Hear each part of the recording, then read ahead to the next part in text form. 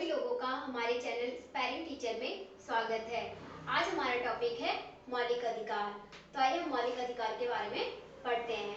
मौलिक अधिकार, इसमें हम अधिकार और मौलिक को पहले समझ लेते हैं। अधिकार वे अधिकार हैं जो हमें राज्य द्वारा अपने हक के लिए लिया जाता है, जिससे व्यक्ति अपना विकास कर सके, अपनी रक्षा कर सके।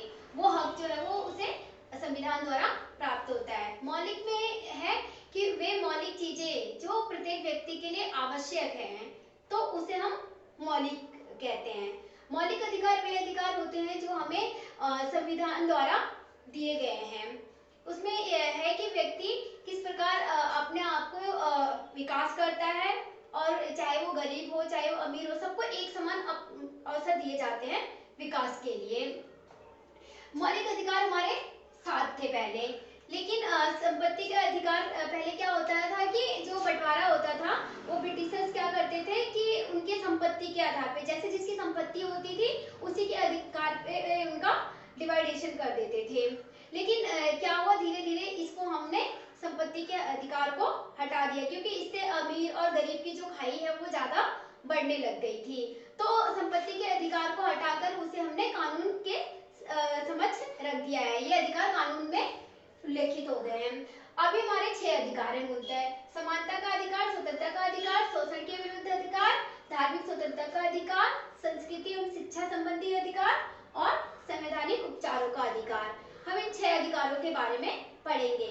आज हम पढ़ते हैं पहला समानता का अधिकार, जो अनुच्छेद 14 से 18 तक है।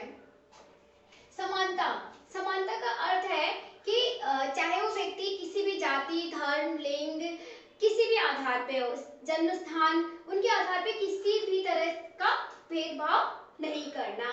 उस व्यक्ति को हर तरह के वो अवसर उपलब्ध होने चाहिए, जो एक अमीर को, गरीब को, चाहे वो स्त्री हो चाहे पुरुष हो, सभी को एक समान अवसर उपलब्ध कराना ही समानता कहलाता है। अब समानता में हम देखते हैं कि पहला देखते हैं कानून के समक्ष समानता, कि समानता का उपयोग हम किस तरह से कानून के समक्ष करते हैं। ये जो है कानून के समक्ष समानता, ये अनुच्छेद 14 में दिया गया है। इसमें हम देखते हैं कि हर एक व्यक्ति, जैसे कि राज्य कोई कानून बनाती है, तो उसमें किसी भी व्यक्ति को कानून के समक्ष उसका अधिकार, चाहे वो गरीब का हो चाहे वो अमीर का हो, सबके लिए जो न्यायालय है वो सबको उचित न्याय करेगा। उसमें वो किसी तरह का भेदभाव नहीं करेगा। ये चाहे वो किसी भी लिंग वगैरह किसी आधार पे हो जाएगा, तो जो कानून है वो पूरी रूप से स्वतंत्र है, राज्य उसमें कोई हस्तक्षेप नहीं कर सकता है। दूसरा क्या है, धर्म, जाति, नस्ल, लिंग या जन्म स्थान के आधार पर समानता, वह अनुच्छेद हमारा किसमें 15 में दिया गया है। इसमें यह है कि चाहे व्यक्ति किसी भी धर्म से संबंध रखता हो, किसी जाति का हो या कोई भी नस्ल का हो, चाहे वो स्त्री हो या पुरुष हो, या उसका कोई भी जन्म स्थान हो, उससे संबंध रखता है, उसके आधार पर उसके साथ किसी भी तरह का भेदभाव नहीं किया जाएगा। उसे सभी व्यक्ति को एक समान समझा जाएगा। जैसे कि अगर कोई व्यक्ति होटल में जा रहा है या मंदिर मस्जिद में जा रहा है, कहीं भी कुएं वगैरह, पहले होता था कि कुएं वगैरह में पानी लेने के लिए छोटी जाति के लोगों को मना किया जाता था कि वो वहां नहीं जा सकते। इस तरह का जो है उसे रोकने के लिए ये सारे समानता का लागू किया गया है। इसे हमारे जो अम्बेडकर जी थे, उन्होंने अस्पृश्यता का जो अधिनियम लागू किया था, उसको लेते हुए ये सारी चीजें हमने समानता के अधिकार को लिया है, जिसके आधार पर कोई भेदभाव नहीं होगा, किसी से कोई छुआछूत का भेदभाव नहीं करेगा, मतलब सभी को सभी जगह आने जाने की स्वतंत्रता है। तीसरा हम लेते हैं कि राज्य के अधीन नौकरियों का समान अवसर, जो अनुच्छेद किसमें 16 में दिया गया है।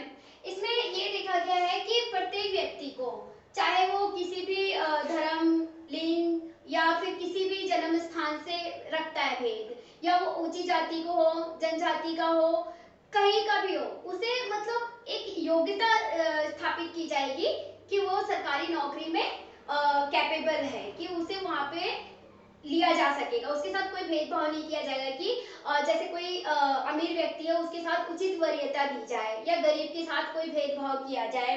तो ये सारी चीजें नहीं की जाएगी। हर कोई भी मतलब राज्य के अधीन अगर रहेगा तो उसमें हमें ये दिखाना होगा कि वो किस क्या क्या उसमें योग्यता होनी चाहिए और किस तरह की वो भारत का नागरिक हो। इस सब के अनुसार हमें ये दिया जाएगा कि कोई भी व्यक्ति जो है वो सरकारी नौकरी के लिए आ सकता है। लेकिन इसमें ये भी थोड़ा लिया गया है कि चाहे वो स्त्री हो या जनजाति, अनुसूचित जनजाति, इन सब लोगों को क्या करना है कि हमारे देश में जो है आरक्षण दिया गया है, तो उसके हिसाब से इसमें लिया जाएगा। चौथा है हमारा क्या, अस्पृश्यता का अंत। मतलब 1995 ये अस्पृश्यता अंत क्या है, जो हमारा भेदभाव, ऊंच नीच का भेदभाव करते हैं, उसका हमारा अंत कैसे हुआ। 1995 में अस्पृश्यता अधिनियम नियम लागू किया गया, जो आगे चल करके उसको संशोधित करके 1976 में इसको संशोधित किया गया और इसको एक नाम दिया गया क्या, नागरिक अधिकार संरक्षण अधिनियम 1955।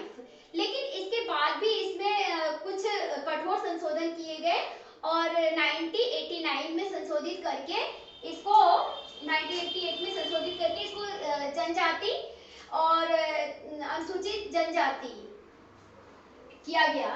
तो ये अधिनियम जो है 1989 के नाम से जाना गया और ये बहुत कठोर अधिनियम था, जिससे कि हमारा अस्पृश्यता का अंत हुआ, लोगों को भेदभाव ज्यादा कम हुआ, किसी तरह का मतलब आने जाने में कोई प्रॉब्लम नहीं, मतलब जो अमीर और गरीब के बीच की जो खाई थी वो धीरे धीरे कम होती गई।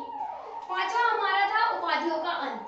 उपाधियों का अंत में ये है कि जैसे कि पहले से ही हमारे जो 1928 से ही मोतीलाल नेहरू ने एक घोषणा पत्र तैयार किया था, जिसमें उन्होंने कहा था कि हमें मौलिक अधिकारों की मांग है। तो उनके अधिकारों के कारण ही हमारा क्या हुआ कि 1944 के संशोधन में संपत्ति के अधिकार को हटाया गया। उसके बाद इन्होंने 1950 के बाद से ही ब्रिटिशर जो थे वो उन्होंने कहा कि इस चीज को जो अधिनियम का है उसके अतिरिक्त इन्होंने किया कि जो उपाधि जो ली जाएगी वो हमारे सेनाओं से ली जाएगी और शिक्षा, इन दो के अंतर्गत ही हम उपाधि दे सकेंगे। बाकी जो चीजें हैं उसमें हम उपाधि किसी को नहीं देंगे। और दूसरा ये लिया गया कि अगर कोई व्यक्ति जो भारत का है लेकिन वो बाहर के देश से कोई उपाधि प्राप्त करना चाहता है तो वो बिना राष्ट्रपति के सहमति के बिना वो वहां से उपाधि नहीं प्राप्त कर सकेगा। तीसरा हमारा ये था कि अगर कोई बाहरी व्यक्ति है और इंडिया में रह रहा है और यहाँ की किसी भी विश्वास पत्र या किसी भी गवर्नमेंट जॉब पे वो आधारित है, मतलब लगा हुआ है, तो वो बाहरी देश से कोई भी चीज की उपाधि नहीं प्राप्त कर सकता था। तो ये सारी चीजें हमारी समानता के अधिकार में थी और ये हमारा अनुच्छेद उपाधियों का अंत जो है अनुच्छेद 18 में लिया गया था।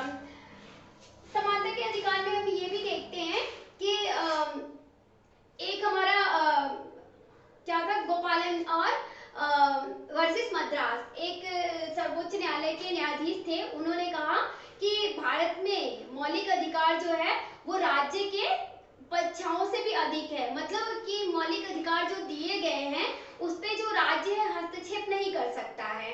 अगर राज्य कोई हस्तक्षेप करता है, क्योंकि प्रत्येक व्यक्ति का अपना एक मौलिक अधिकार सिद्ध कर दिया गया कि 6 मौलिक अधिकार हैं, तो वो पूरे मौलिक अधिकार उन व्यक्तियों के ऊपर ही लागू होंगे। अगर उन मौलिक अधिकारों के वजह से कोई भी व्यक्ति या राज्य उस पर हस्तक्षेप करता है तो कानून उसके साथ कड़ी से कड़ी कार्यवाही करेगी। इसी के साथ आज हमारे मौलिक अधिकारों में जो फर्स्ट है हमारा समानता का अधिकार वो समाप्त होता है।